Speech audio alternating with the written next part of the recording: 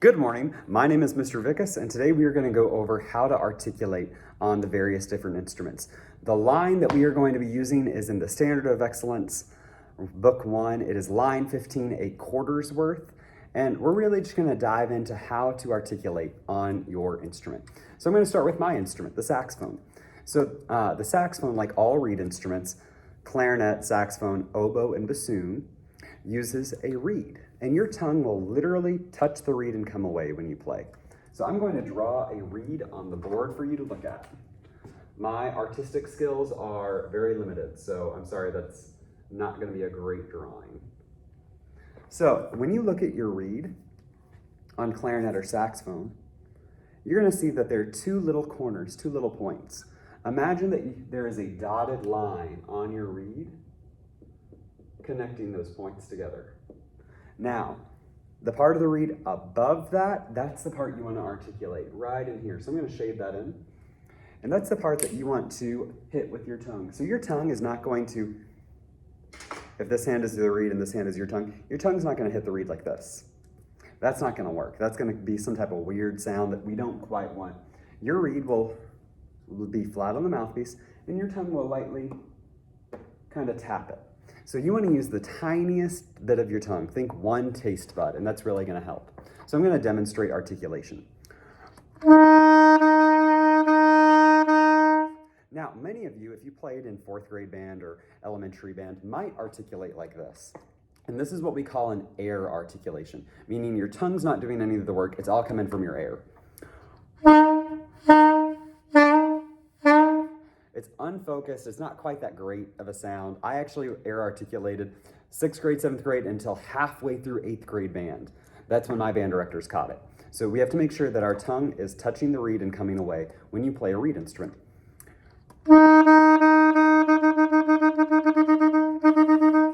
That way you can articulate faster. It's just a cleaner, nicer sound. Now, I'm going to talk to all of our brass friends. This also will go for flute.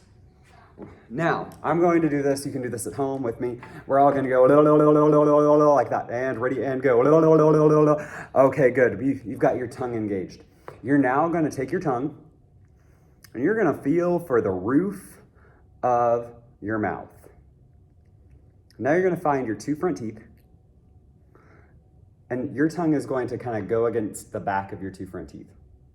Now find where the roof of your mouth meets your two front teeth.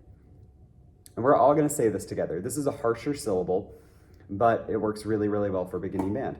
Two, two, two. So say that with me now. Two, two.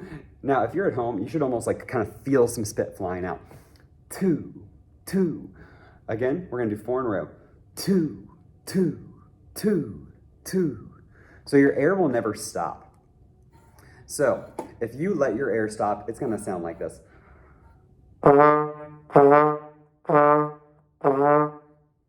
So I'm going to encourage you to let the air continually flow out of you and just say two like this.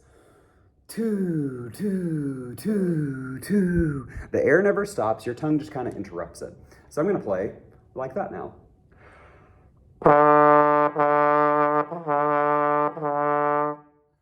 So I am not a phenomenal trombone player, but that's a much better sound than.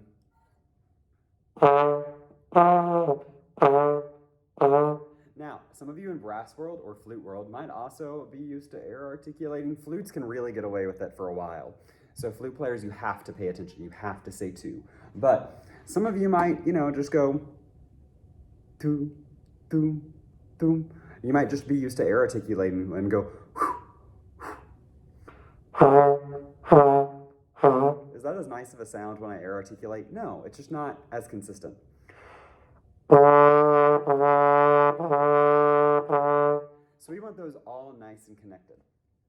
So now we're going to be looking at line 15 in our red book. A quarter's worth. All of these notes have to be articulated. So we're actually going to count the line together, and I'm going to turn on my metronome, and then we're going to play it together. So remember that we count quarter notes like this. 1, 2, 3, 4, and then on our rests, we are going to clap the beat. So I'm going to set the metronome on, and you all will count with me. 1, 2, and ready, count. 1, 2, 3, 4. 1, 2, 3, 4. 1, 2, 3, 4. 1, 2, 3, 4, 1. Now, remember that our very last note is a whole note. How many beats are in a whole note? Correct, 4. How many pulses are in a whole note? What is our foot going to be doing? Those pulses.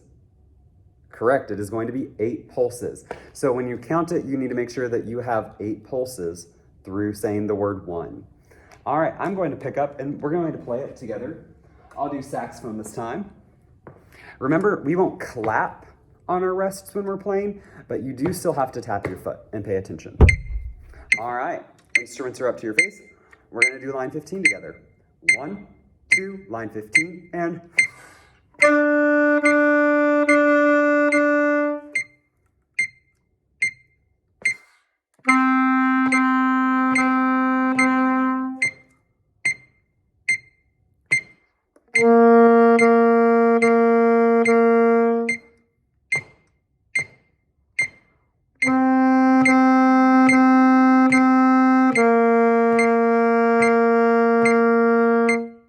All right.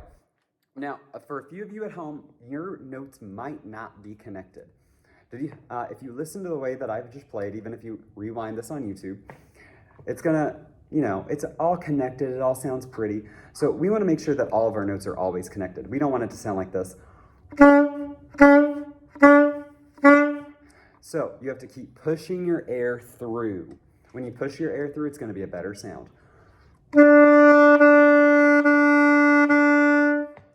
Rest, ready, breathe. That's a much prettier way of playing it. We want to make sure that everything is kind of smooth and connected, but also while it has that articulation. So we're going to play that one more time together, but I'm going to switch over to trombone. Forgive me if I make a little bit of a mistake. All right. 1, 2, and 15.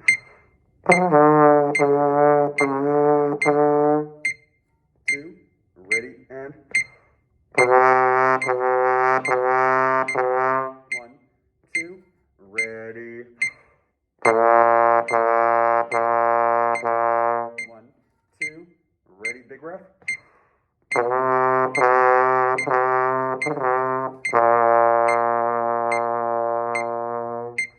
Good. If you ran out of breath on that whole note, same. That happens sometimes. Just remember that we always have to breathe before we play. All right, I hope this video helped.